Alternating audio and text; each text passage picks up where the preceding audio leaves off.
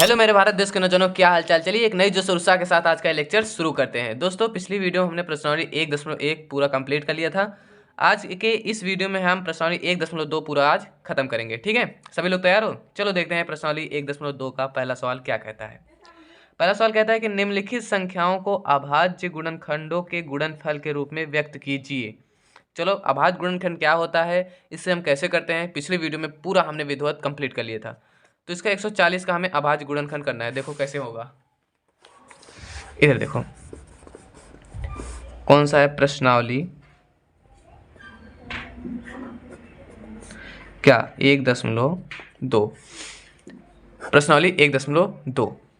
140 का अभाज्य गुणनखंड हम कैसे करेंगे। देखो सबसे पहले इसको देखो, जो अब बताने जा रहा हूँ ये वाला, इसे कहते हैं भाग विधि। ठीक, लेकिन अभाज्य गुणनखंड विधि द्वारा उसका गुणनफल लिखना है, मतलब उसका गुणनखंड लिखना है अभाज्य गुणनखंड विधि द्वारा। देखो सबसे पहले इसको ऐसे कर लो, 140 और इधर 2, 70, 2, 35, 5, 7, 7, 1, ऐसे कर लो।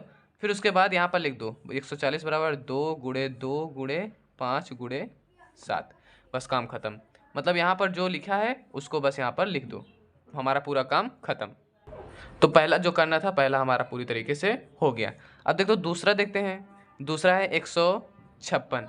156 बराबर, फिर इसका भी ऐसे निकाल लो, 156, 2, 214, 1, 2, 8, 16, फिर 2 कितना 39, 9 दूनी 18 और 3 दूनी 6, 1 7, ठीक। फिर 3, 13, 3 39, फिर 13, 1, यानी इसका खंड लिखेंगे 2 गुणे 2 गुणे 3 गुणे 13, काम खत्म। वैसे तीसरा देखो, तीसरा हमारा है 3, 8, 2, 5, बस भाई इसका भी ऐसे खंड कर लो, 5, 2, 7, 7, 3, 10, 8, 18, यानी 18 है जो वो 3 से भाग होगा, कटेगा, यानी बराबर 6 आएगा, यानी ये पूरी संख्या 3 से विभाज्य होगी। फिर इसको भी ऐसे कर लो। फिर चौथा देखो, चौथा है 5005। देखो ये आ सकता है पेपर में, तो मैं इसको करवाता हूँ। 5005 के लिए पहले ऐसे इधर रफ कार में ऐसे बना लो, रफ कार में 5005 ऐसे लिख लो।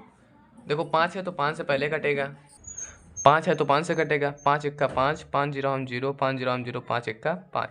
अब यहीं पर सभी लोग फंसते हैं कि अब इसके आगे क्या करें, अब इसके आगे क्या करें। देखो या तो 7 तरीके कैसे, या तो ये 7 से कटेगा या तो 11 से कटेगा, इतना समझ लेना। अगर कोई चीज़ अगर आप बच रहे हो तो पक्का है 7 से कटेगा या तो 11 से।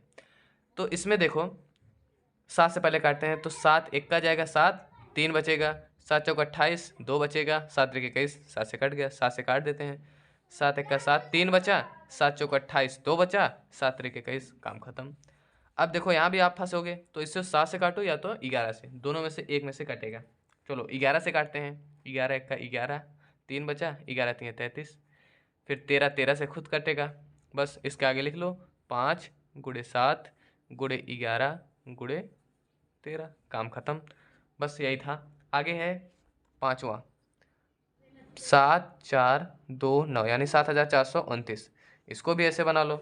सबसे पहले ऐसे ऐसे ऐसे ऐसे ऐसे ऐसे ऐसे 7 4 2 9। सबसे पहले देखो 7 4 11, 2 13, 13 9, 13 9 22।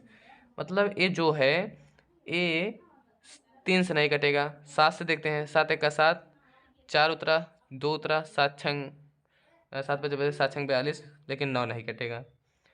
अब 11 से काट के देखते हैं, 11 7 77 नहीं जाएगा, 11 छके 66 जाएगा, छके 66 जाएगा तो 4 4 8 बचेगा, और इधर 2, 11 7 77 जाएगा, 77 यानी 3 2 5, फिर ये भी नहीं कटेगा, 11 से भी नहीं। अब एक संख्या और है 17, 17 से कर सकते हैं। देखो अगर कोई संख्या आपको डाउट हो रही है कि ये इससे नहीं कटेगा, तो वो मुख्यतः 7 11 17 इन तीनों में से पक्का कटेगा, समझ रहे हो।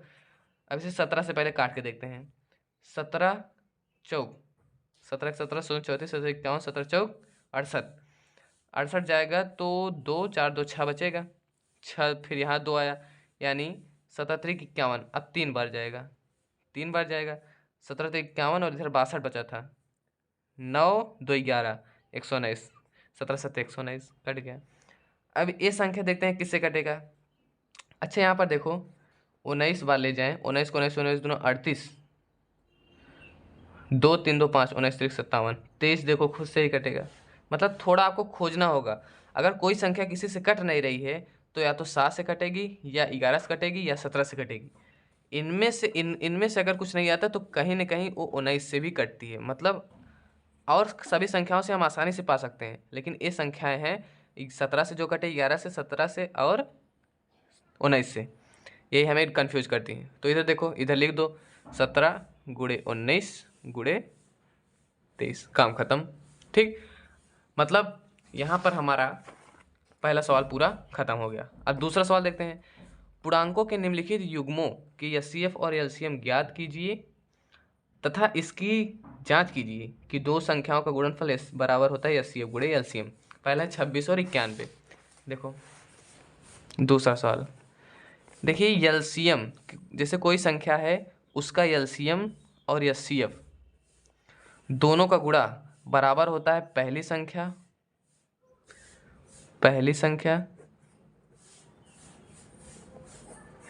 गुणे दूसरी संख्या। समझ रहे हो बात? पहली संख्या गुणे दूसरी संख्या, इसको आप याद रखना। ठीक है, यस, किसी संख्या के एलसीएम और गुणे एचसीएफ बराबर होता है पहली संख्या गुणे दूसरी संख्या। पहला सवाल था 26 और 91, 26 और 91। पहले इसका एलसीएम निकालते हैं। एलसीएम निकालने के लिए हम ऐसे बनाते हैं 26 91। देखो 2 से पहले कटेगा 13 दूनी 26, 91 नहीं कटेगा। फिर 13 से कटेगा, इधर देखो 7 से कटेगा, 13 सते 91, दोनों जगह 13 बचे तो 13 एका, यानी जो इसका एलसीएम बराबर होगा 2 गुणे 7 गुणे 13 बराबर 7 दूनी 14 गुणे 13 बराबर बराबर बराबर 182। 14 त्रिक 14 28, 14 त्रिक 42, 2 हाथ से लगा 4, 14 का 14 4 18, 182। फिर जब इसका एचसीएफ निकालेंगे, एचसीएफ 26 भागे 91, 26 दुना होता है 52, 26 3 बार ले जाएंगे। देखो 26 गुणे 3, 6 त्रिक 18, 8 हाथ से लगा 1, 3 दूनी 6 1 7, 78, यानी 3 बार जाएगा। कितनी बार? 3 बार। 3 बार जाएगा तो 3 बार कितना आएगा? 78।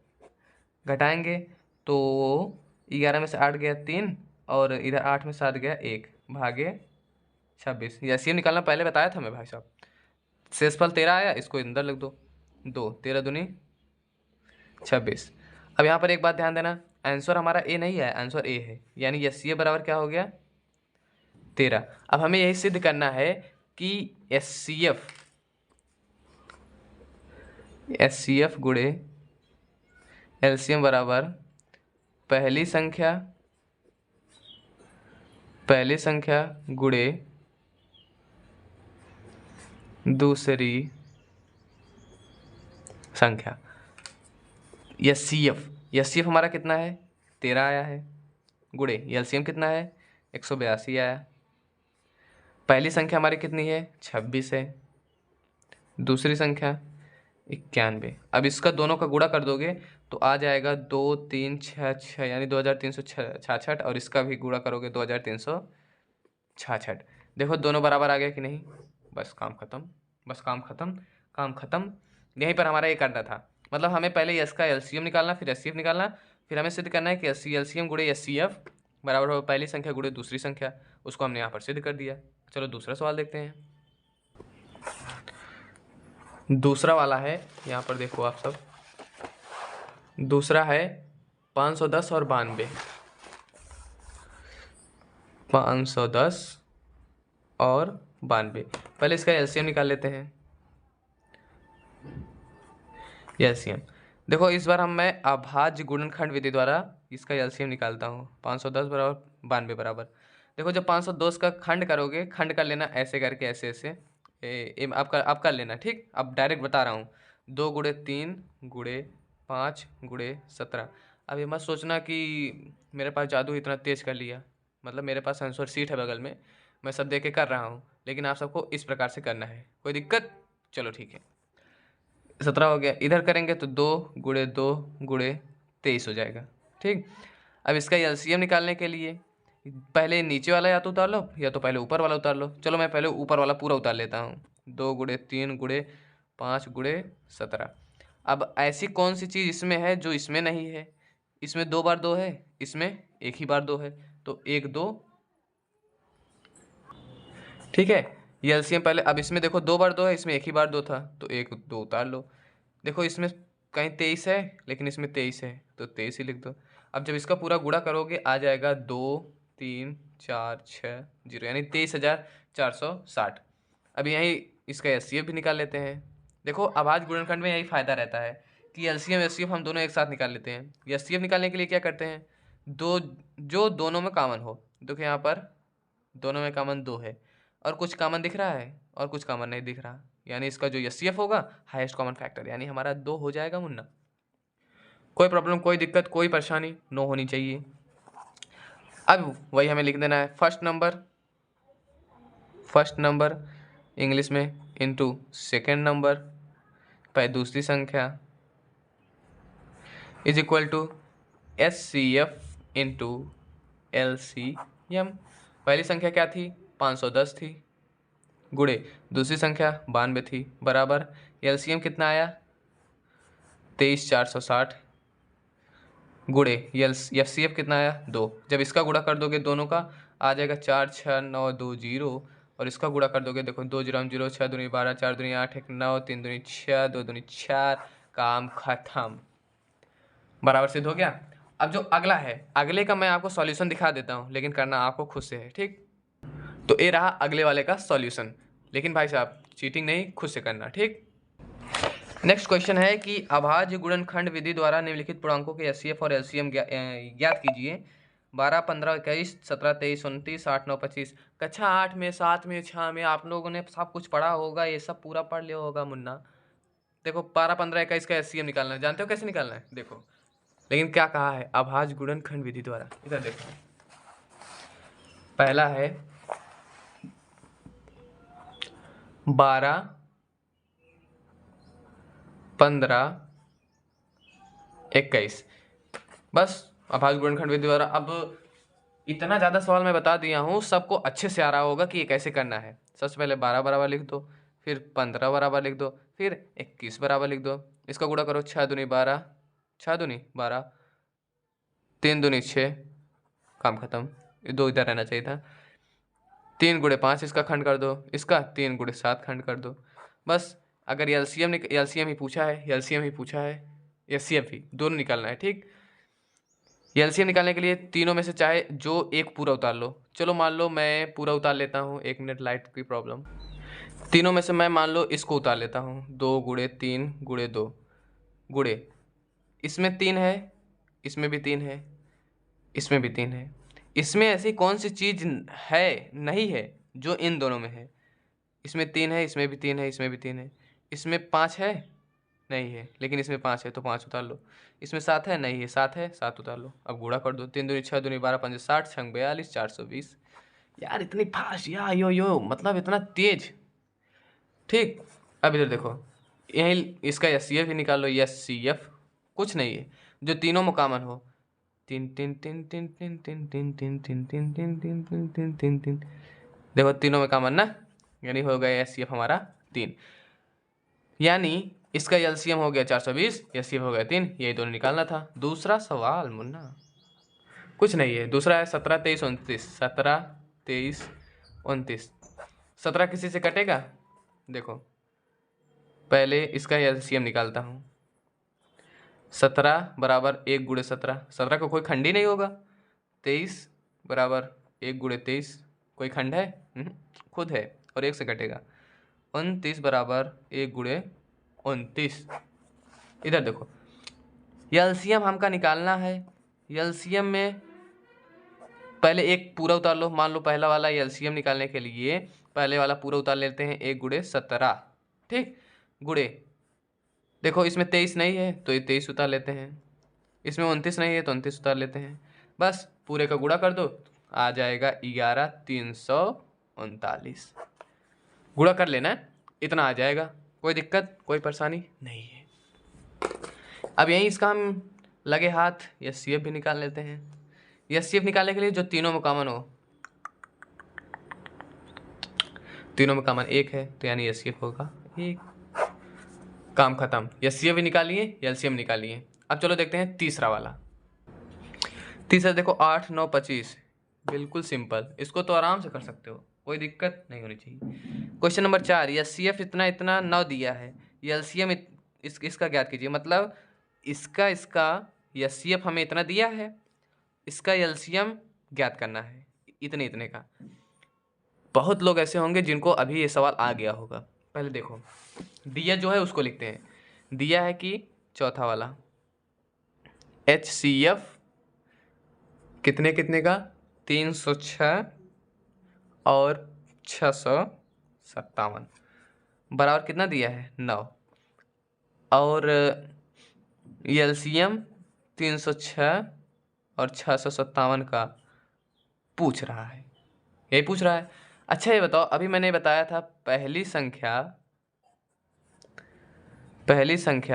गुणे दूसरी संख्या बराबर होता है एचसीएफ गुणे एलसीएम। अच्छा देखो पहली संख्या क्या है 306 है, दूसरी संख्या क्या है 657 है, एचसीएफ कितना है 9 है, पूछा क्या है एलसीएम। काम खत्म, इन 9 को इधर भेज दो, 306 गुणे 657 बटे, इधर गुणे में है तो इधर भाग, बटे 9 बराबर एलसीएम। देखो देखो ये 9 से कट जाएगा, 9 3 27, 3 बचा, 6 9 चौक 36, 34 गुणे 657 बराबर होगा एलसीएम। लेकिन पहले एलसीएम इसका गुणा कर दो, एलसीएम बराबर होगा, इसका गुणा करेंगे तो आ जाएगा हमारा 22,338। ये हो गया हमारा एलसीएम, यही हो गया हमारा क्या उत्तर। ठीक, हमारा चौथा सवाल भी खत्म। समझ आया कि नहीं? पहली संख्या गुणे दूसरी संख्या बराबर एचसीएफ गुणे एलसीएम, 306 गुणे 57 बराबर 9 गुणे एलसीएम, एलसीएम पूछा था, गुणे था इधर भाग, काम खत्म, बिल्कुल सिंपल था। चलो आगे देखते हैं। अगला सवाल कहता है कि जांच कीजिए क्या किसी प्राकृतिक संख्या n के लिए एक संख्या 6n अंक पर 6 घातीय n अंक 0 पर समाप्त हो सकती है। इसे बताने से पहले हम चलते हैं इस किताब के पीछे, मतलब हम इस किताब के पीछे की ओर चलते हैं।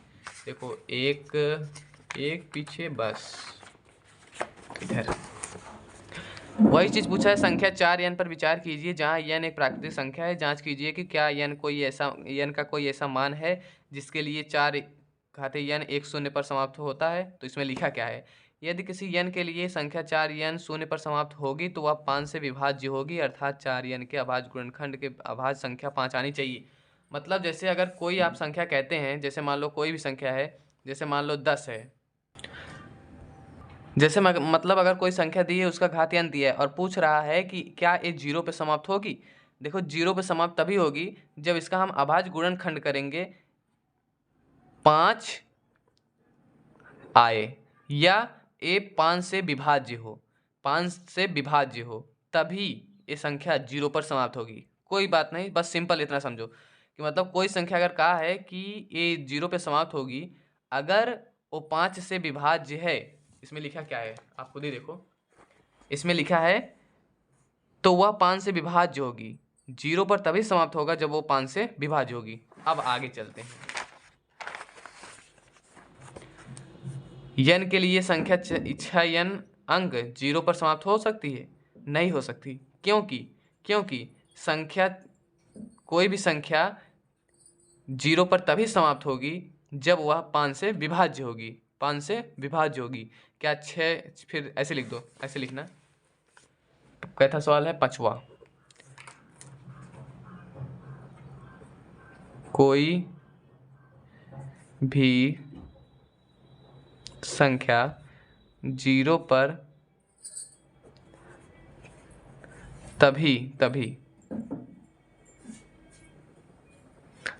तभी समाप्त होगी जब वह 5 से विभाज्य होगी, जब वो 5 से विभाज्य होगी।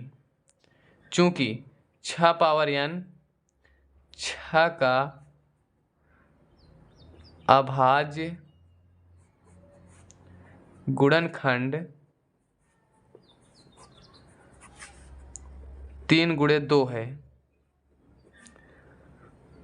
अतः यह 0 पर समाप्त नहीं होगी। समझ रहे हो?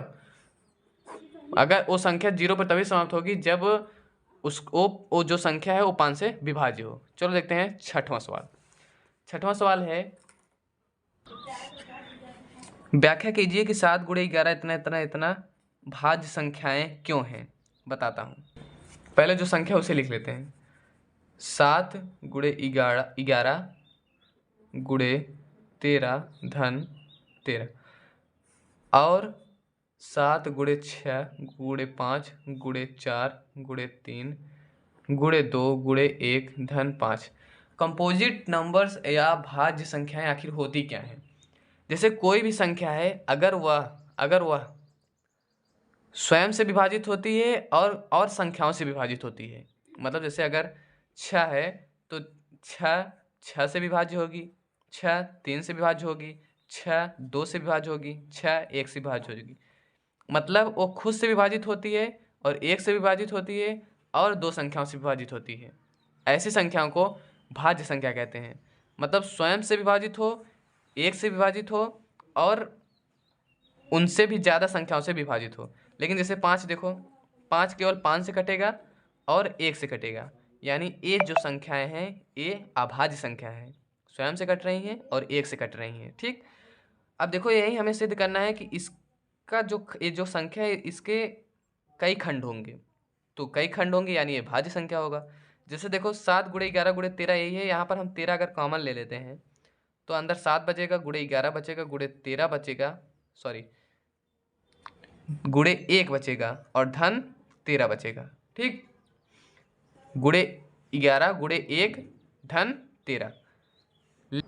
लेकिन अगर हम चाहें इसको ऐसे लिख सकते हैं, इसको छोड़ देते हैं, 13 कॉमन लें तो 7 गुणे 11 गुणे 1 गुणे इधर भी 13 है तो बीच में धन बीच में धन बीच में धन धन 1 लिख सकते हैं ना। 13 11 7 77 गुणे 1 ही 77 ही आएगा, धन 1 13 गुणे 78 लिख सकते हैं। अब देखो चूंकि गुणे 1 भी लिख सकते हैं, चूंकि इसके 2 से अधिक खंड है, 2 से अधिक खंड है इसलिए ये भाज्य संख्या है। इसमें देखो यहाँ पर 5 है, यहाँ पर 5 है, तो अगर हम 5 कॉमन ले लेते हैं और जब 5 कॉमन लेंगे तो अंदर बचेगा 7 गुणे 6 गुणे 5 यहाँ था, 1 गुणे 4 गुणे 3 गुणे 2 गुणे 1, इधर लिखना था धन 1, अंदर लिखना था धन 1, ये ब्रैकेट नहीं है, धन 1 5। इसको गुणा कर देंगे तो पूरा आ जाएगा 1008 और बाहर है धन 1। ठीक, यानी 5 गुणे 1009। बस दो खंडों से ज़्यादा होंगे, इससे गुणे 1 भी लिख सकते हैं, 2 खंडों से ज़्यादा, इसलिए इसके ये एक भाज्य संख्या है। ठीक, आगे देखते हैं। अगला सवाल है, किसी खेल के मैदान के चारों ओर एक वृत्ताकार पथ है। इस मैदान को एक चक्कर लगाने में सोनिया को 18 मिनट लगते हैं, जबकि इसी मैदान का एक चक्कर लगाने में रवि को 12 मिनट लगते हैं। मान लीजिए कि वे दोनों एक ही स्थान और एक ही समय पर चलना प्रारंभ करते हैं, एक ही दिशा में चलते हैं। कितने समय बाद वे पुनः प्रारंभिक स्थान पर मिलेंगे? देखो जब ऐसा क्वेश्चन आए तो बिना सोचे समझे दोनों का एलसीएम निकाल लो। अगर पूछे पुनः किस स्थान पर मिलेंगे तो बस दोनों का एलसीएम 12 और 18 का एलसीएम निकाल दो। पहले 12 और 18 के एलसीएम अभाज्य गुणनखंड विधि से निकाल लेते हैं। इसे लिख सकते हैं 2 गुणे 2 गुणे 3, 3 दूनी 6 दूनी 12, 9 दूनी 18, 3 गुणे 3। इसका एलसीएम जब निकालेंगे तो दोनों में से एक उतार लो, मान लो नीचे वाला उतार लेते हैं, 2 गुणे 3 गुणे 3 गुणे। अब देखते हैं कि इसमें ऐसी कौन सी चीज़ नहीं है जो ऊपर वाले में है। इसमें 2 बार 2 है, इसमें एक ही बार 2 है, तो 1 2 उतर आएगा। 3 दूनी 6 त्रिक 18 दूनी 36, यानी दोनों एक ही स्थान पर 36 मिनट बाद 36 मिनट बाद मिलेंगे।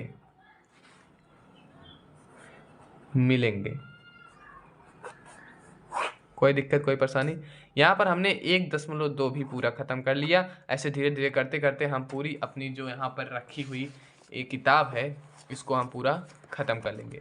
है कुछ नहीं, बिल्कुल नॉर्मल है। यहाँ पर आगे हम पढ़ेंगे, बहुत कुछ है। त्रिकोणमिति पढ़ने में मज़ा आएगा। ये सब बहुत अच्छी अच्छी चीज़ें हैं, सब हम पढ़ेंगे एकदम अच्छे से। चलो ठीक है, मिलते हैं जल्दी नेक्स्ट वीडियो में। जितना पढ़ाया गया सब तैयार कर लेना और हमेशा हंसते रहना, मस्त रहना, खुश रहना। जय हिंद, जय भारत।